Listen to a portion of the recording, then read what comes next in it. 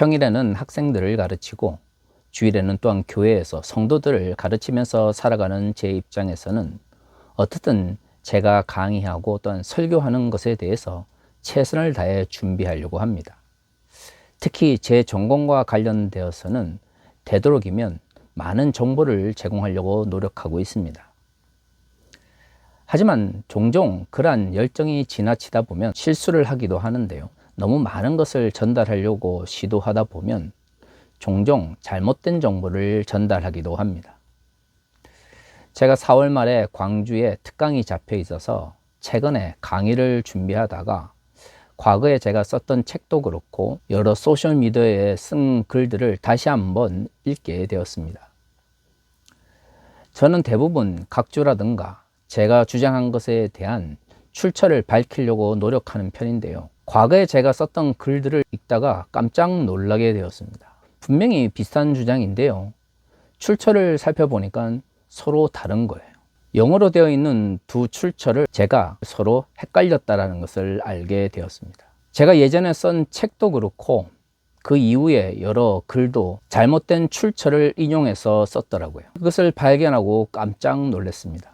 학자적 양심으로서 잘못된 출처를 기록했다라고 하는 것은 굉장히 부끄러운 일일 수밖에 없습니다. 만약 누군가가 저의 잘못된 출처를 발견하고 목사님, 교수님, 이거 잘못됐는데 라고 말을 한다면 저는 정직하게 저의 잘못에 대해서 인정할 생각입니다. 그런데 말이죠, 가만히 제가 생각을 해봤습니다. 왜 두 출처가 헷갈렸음에도 불구하고 나는 그것이 맞다라고 확신하고 있었을까? 출처의 원서를 읽어보지 않았다면 그러한 확신을 가지지 못했을 것입니다. 사람들은 내가 그것을 읽거나 들었거나 경험을 하면 그것은 분명한 것이다, 나는 그것을 분명히 알고 있다라고 생각을 하지만 저와 같이 때로는 내가 읽고 내가 연구하고 내가 경험했음에도 불구하고 그것을 헷갈리는 경우도 종종 발생하게 됩니다.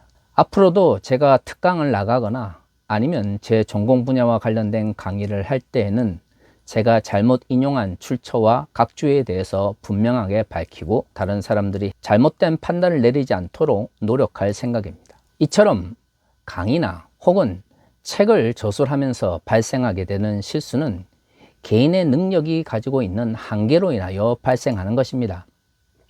우리가 인생을 살아가다 보면 누구나 이러한 잘못들을 경험하게 되는 것이죠.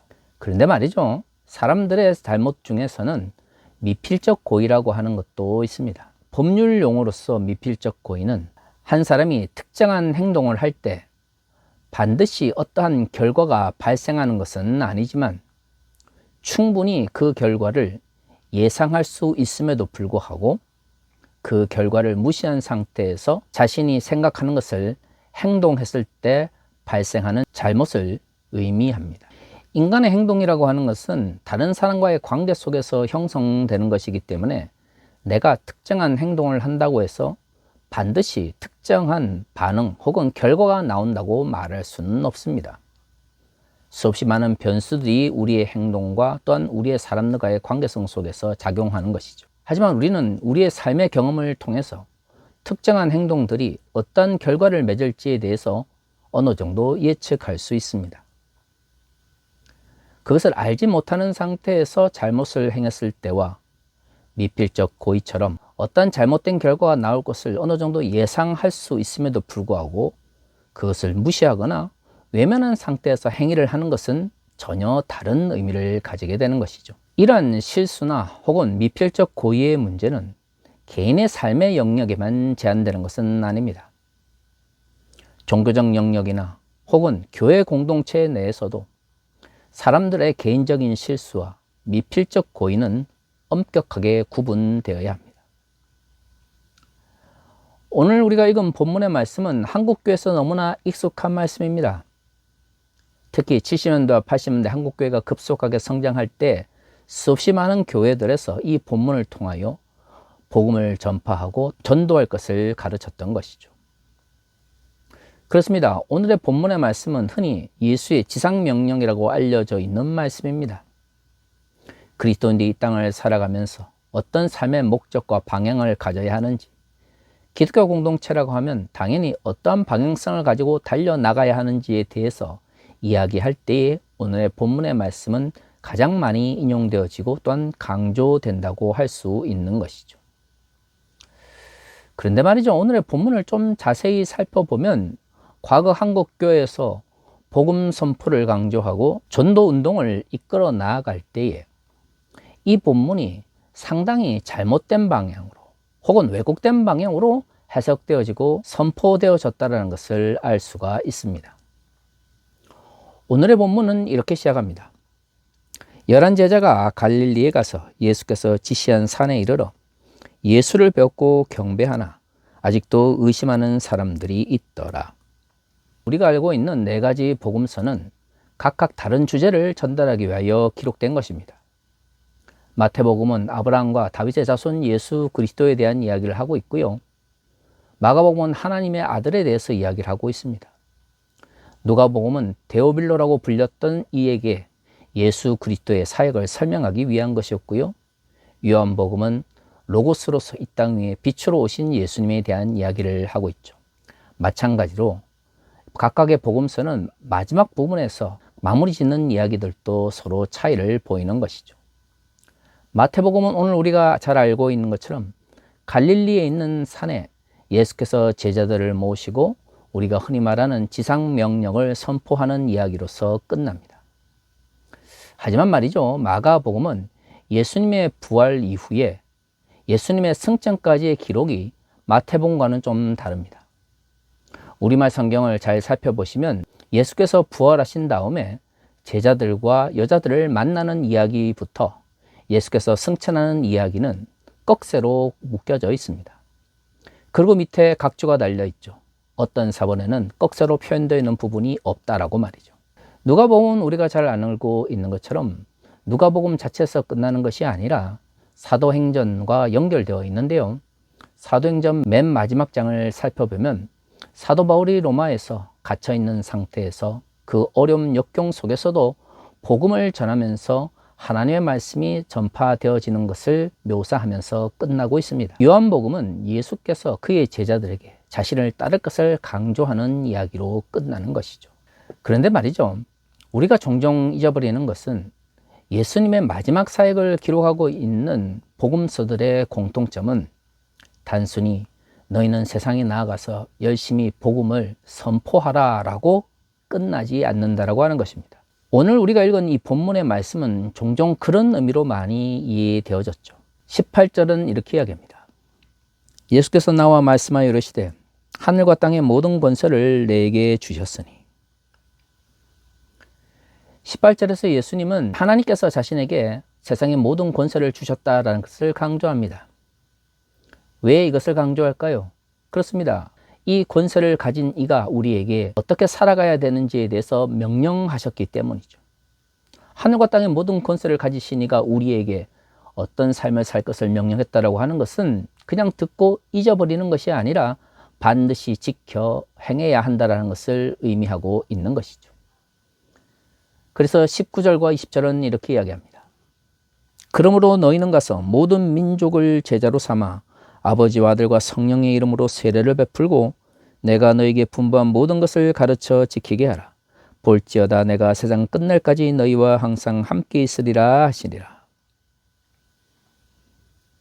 듣는 모든 그리스도인들의 가슴을 뛰게 만드는 말씀입니다. 그런데 말이죠, 오늘의 본문의 말씀을 잘 살펴보면 예수께서 하늘과 땅의 모든 권세를 가진 존재로서 그의 제자들에게 명령하신 이 명령의 목적은 단순히 복음을 선포하거나 아니면 길거리에 나가 전도를 열심히 하라 해서 끝나는 것이 아니라고 하는 것입니다. 예수께서는 분명 말씀하셨습니다. 너희는 가서 모든 민족으로 제자를 삼고 아버지와 아들과 성령의 이름으로 세례를 줘야 한다는 것을 말이죠. 그렇습니다. 모든 민족을 제자 삼고 그들에게 세례를 주기 위해서는 먼저 그들에게 나아가야 하는 것이죠. 전하지 않는데 어떻게 들을 수 있고 듣지 못하는데 어떻게 믿음이 생겨날 수 있겠습니까? 이런 측면에서 과거 한국 교회가 복음 선포와 전도를 강조했던 것이 무조건 틀렸다고 말할 수는 없습니다. 그런데 말이죠, 우리가 잘못 생각하고 있었던 것은 그것이 예수 그리스도의 지상 명령의 전부인 것처럼 생각했다라고 하는 것이죠. 복음을 선포하고 전도하는 것은 지상 명령의 시작점, 즉 출발점이지 결코 도착점 혹은 목적지가 아닙니다. 그렇다면 지상 명령의 진정한 목적은 무엇일까요? 그렇습니다. 예수께서 분부한 모든 것을 가르쳐서 지키게 하는 것이죠. 다시 말해서 복음을 들고 나아가 전파하고 전도하며 그래서 모든 민족을 제자 삼고 그들에게 세례를 주는 출발점은 그 복음을 잘 가르쳐서 궁극적으로 우리의 삶 가운데 실천하도록 하는 목적을 위해서 존재한다라고 하는 것이죠. 그럼 결국 지상명령이 올바르게 실천되고 있는지 이루어졌는지를 알기 위해서 가장 중요한 것은 무엇일까요? 그렇습니다. 복음을 들은 이들이 그들의 가르침대로 아니 그들이 들은 바대로 살아가고 있는지에 초점이 맞춰져 있어야 하는 것이죠. 한국교회가 과거 실패한 점이 바로 여기에 있습니다. 열심히 복음을 전하고 또한 전도를 강조한 것은 훌륭한 일이지만 문제는 그것이 예수의 지상명령의 전부인 것처럼 생각하는 이들이 많다라고 하는 것이죠. 그것은 시작일 뿐 결코 목적이 아닙니다. 결국에는 지켜 행하는 것, 그렇게 살아가는 것이 예수께서 우리에게 명령하신 목적인 것이죠. 그런데 많은 이들이 전파하는 것, 그리고 선포하는 것에만 집중을 했지 그것이 우리의 삶 가운데 어떻게 실천되어지고 또한 그것을 위해서 어떻게 살아갈 것인지에 대해서 고민하지 않았던 것이죠.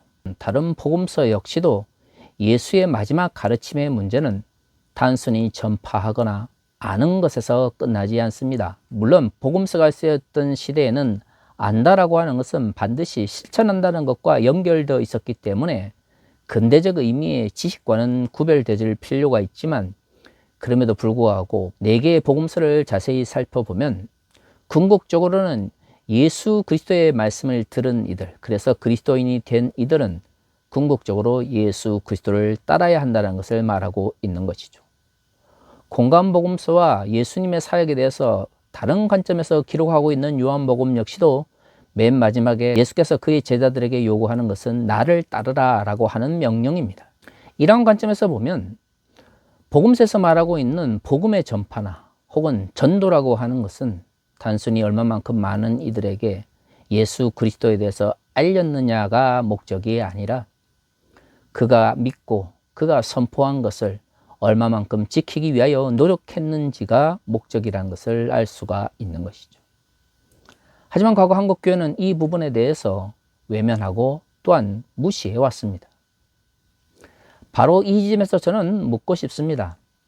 이것이 단순히 성경을 잘 알지 못해서 발생했던 실수였는지 아니면 미필적 고의처럼 알면서도 그것을 무시했는지라고 말이죠. 제가 보기에는 전자보다는 후자의 가능성이 더 크다고 생각합니다.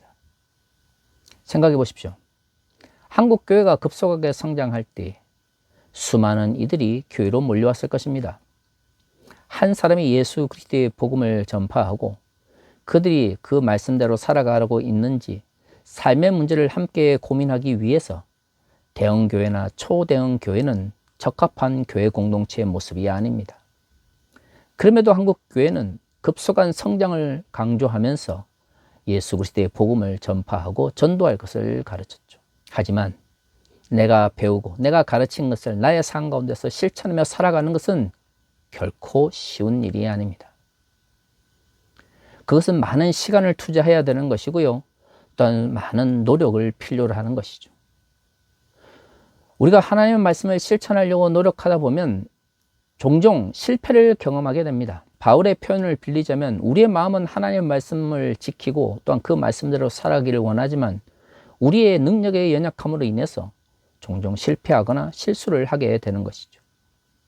그렇기 때문에 선포하는 것에 비해 말씀을 실천하는 것은 종종 더 많은 절망과 더 많은 실망을 우리에게 안겨다 줍니다. 하지만 그럼에도 불구하고 우리는 말씀의 실천에 더 집중해야 하는 것이죠. 왜냐하면 그것이 예수께서 우리에게 주신 지상 명령의 최종 목적이기 때문입니다.